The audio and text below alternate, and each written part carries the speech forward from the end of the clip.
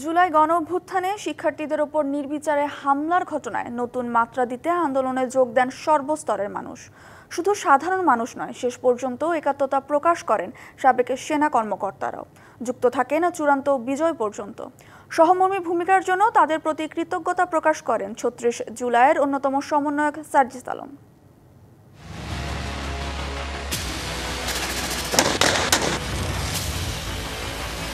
২০২৪ সালের জুন মাসে সরকারি চাকরিতে কোটা পদ্ধতি পুনর্বহাল করে সুপ্রিম কোর্ট।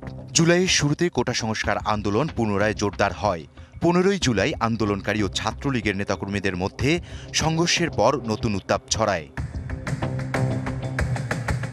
এরপর আইন প্রয়োগকারী সংস্থা ও ক্ষমতাসীন দলের নেতাকর্মীদের সাথে আন্দোলনকারীদের সংঘর্ষে অসংখ্য মানুষ হতাহত হয়। আন্দোলন রূপ নেয় গণ আন্দোলনে। সমর্থন দিয়ে ছাত্র জনতার সাথে মাঠে নামে সাবেক সেনা কর্মকর্তারাও। ছাত্র জনতার উপর মামলা, হামলা ও নির্যাতনের প্রতিবাদ মুখর হয়ে ওঠেন তারা।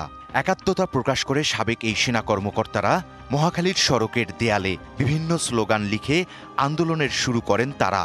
সেসব ভয়াবহ দিনগুলোর কথাই উঠে এলো সাবেক এই সেনা কর্মকর্তার কণ্ঠে। ১৬ তারিখে আবু সাঈদের সেই আত্মত্যাগ আমাদেরকে নাড়া দেয়। প্রথমত আমরা আলোচনা করেছিলাম যে আমরা এই ছাত্রদের পাশে থাকব, যে কোনো মূল্যেই থাকব। শহীদ মিনারের আন্দোলন, মার্চ ফর জাস্টিস সবগুলোতে স্বপ্রণোদিত হয়েই যাই। টাইলক্স টয়লেট ক্লিনার, যার অ্যান্টিব্যাকটেরিয়াল এজেন্ট টয়লেটের কোনায় কোনায় পৌঁছে ৯৯% জীবাণু ধ্বংস করে। সময়ের প্রয়োজনে দেশের আগামীর পথ চলায় তুলে ধরেন তার মতামত। বাংলাদেশটা যেন টেকসইভাবে উন্নতির ধারায় এগিয়ে চলতে পারে। নতুন যে জেনারেশন, তারা কিন্তু বাংলাদেশকে আসলে অনেক অবদমিত বাংলাদেশ দেখতে চায় না, তারা অনেক সমৃদ্ধির বাংলাদেশ দেখতে চায়। প্রয়োজনীয় সংস্কার ছাড়া যদি আমার নির্বাচন হয়, পট পরিবর্তন হয়, আবার যদি আগের জায়গায় ফিরে আসে, সেই নির্বাচনের হয়তো দাম থাকছে না। আন্দোলনের সাবেক সেনা ও বর্তমান কর্মকর্তার গুরুত্বপূর্ণ অবদানের কথা স্মরণ করেন ৩৬ জুলাইয়ের অন্যতম সমন্বয়ক সার্জিস আলম। ৫ই অগাস্টে সেনাবাহিনীর গুলি না চালানো এবং আমরা বলবো যে মৌনভাবে হলো আন্দোলনকে সমর্থন করা, বিবেকবোধকে সায় দেয়া এবং বাংলাদেশের মানুষের সাথে থাকা, এই বিষয়টিকে আমরা অবশ্যই আমাদের জায়গা থেকে পজিটিভলি সবসময়ই দেখি এবং ইতিহাসে আমরা মনে করি এটা পজিটিভ অংশ হয়েই থাকবে।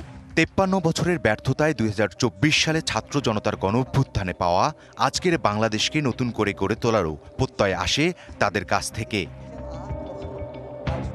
ইকবাল অনিক, ডিবিসি নিউজ, ঢাকা।